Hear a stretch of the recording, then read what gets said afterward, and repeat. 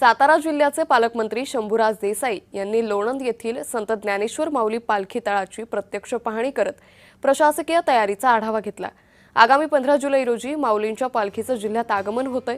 वारकऱ्यांच्या सुविधेसाठी पाणी, स्वच्छता, आरोग्य आणि विजेचे चोख नियोजन करण्याचे निर्देश त्यांनी दिले।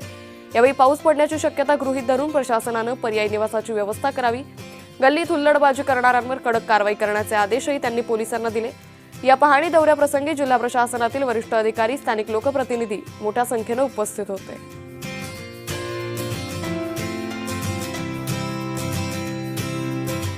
माऊलींच्या पालखीचं आगमन 15 तारखेला आपल्या जिल्ह्यामध्ये होणार आहे।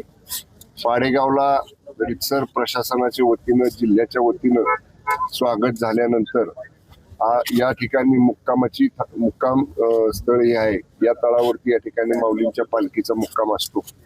कधी 2 दिवस असतो, कधी 1 दिवस असतो। या वर्षी 1 दिवसाचा मुक्काम आहे। 15 तारखेला माऊलींची पालखी या ठिकाणी येईल, 15ला विसावा घेईल, विश्रांती घेतील आणि 16ला पालखी दुपारी इकडून पुढच्या प्रवासासाठी रवाना होईल।